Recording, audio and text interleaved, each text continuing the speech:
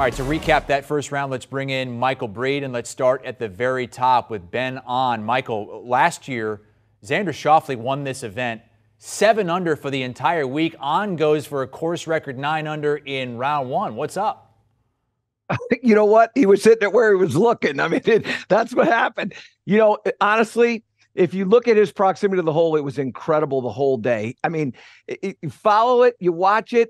It literally, he was as dialed in as I've seen. And one of the things that's so fun to see, and we saw this last week with Sepp Straka, these players, I don't care whether they're Rory McIlroy or Byeong Hun or Sepp Straka, when they're on, they are on. And you look at his scorecard and you look at what he did. He hit it inside of 10 feet so many times today that it really wasn't that much of a putting contest. He was, we call it stobbing. He was stobbing it all day long, never in danger of making a bogey or worse. It was very, very simple. And this new putting style that he has gone to is really quite comfortable. But at the same time, the story is not the putter.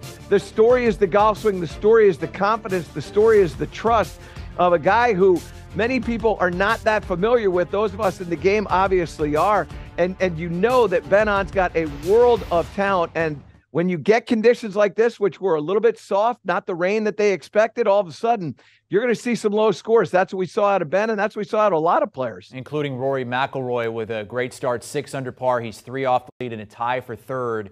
Was going to test out a low-flying driving iron and a great sign coming off what he called a reset when he did not pick up a club for 10 days at the end of last month and the start of this month. How about the start this week? Well, it's been more of the same. I mean, Rory has played phenomenal golf over the last 5 tournaments that he's played in, and now he's put himself in a really good position. You know, when you think about Rory McIlroy, you think about a guy that has struggled in first rounds and struggled in final rounds. This round of 64 with that one eagle that you see there on the 3rd hole, that was his 12th hole.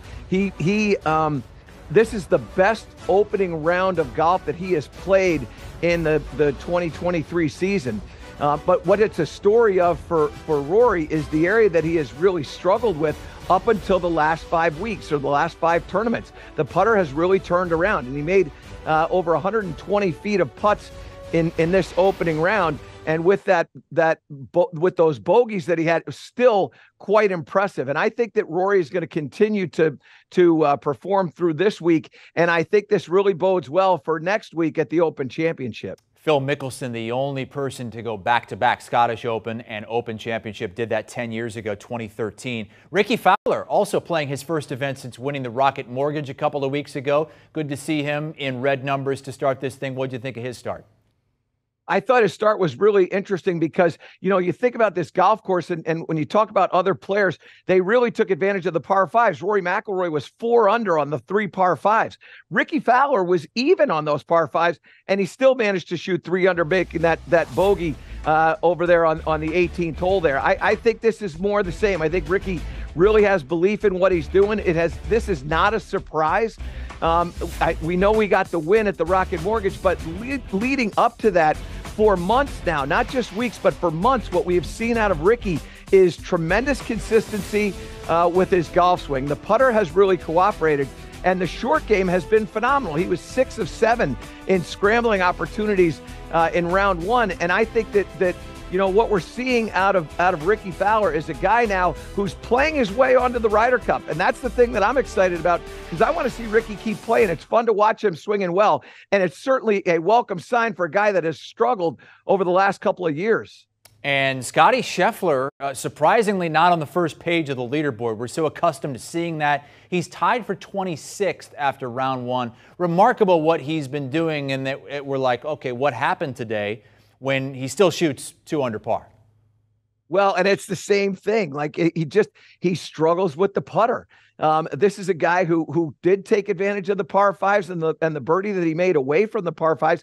He hit it to about an inch. I mean, so it's not like he's standing over the putter and making a lot of putts. And at the same time, thank God, because he missed a lot of short putts. He didn't take advantage of some opportunities that he had. And that has been consistent for a while. We've seen Justin Thomas make the switch from different putters to left-hand low. Scotty switched to a different putter and then didn't really quite commit to what he has done with that. And so when you look at Scotty Sheffler, from a ball striking standpoint, it's the same story. And from a putting standpoint, unfortunately, that's the same story as well. He has some work to do to keep that streak alive. Has not finished outside the top 12 in 9 months. Let's move to Jordan Spieth, who had a forgettable day. When you look at the card, Michael, it's not the card that we're used to seeing from Jordan Spieth. Usually we see, a double, maybe a triple, a bunch of birdies. That wasn't the case today. What happened? I look at a couple of things. One, the putter was really poor. He only had 55 feet of putts made for the day. And also, too, the scrambling was weak. So then you couple that with a guy that only hit 9 of 18 greens. And you're not going to hit a lot of greens here, but he only hit 9 of 18 greens. And you start thinking about, okay, well, I guess maybe we can rely on the driver. Well, that thing's going a little sideways, too. Think about this, Chris. He missed an 18-inch putt. We talked about it earlier. He missed an 18-inch putt. And so you start thinking about what happened for Jordan. Nothing was good that happened for him. And while he has been reliable in some ball striking statistics, and the putter seems to have been getting a little bit better. Today was just an off day. I don't expect that to continue. I think Jordan has really gained a lot of confidence, and this is a style of golf that really agrees with him. The short game typically is, a little bit lower. You're not hitting a ton of flop shots. That's where he tends to excel. And I kind of look at this like, not a great round of golf, but I don't see this as continuing. I see this is just a one-off, and I think he's going to get back to his good play in round 2. That's Michael Breed after the first round of the Scottish Open. Second round gets going overnight, just before 3 a.m. Eastern time.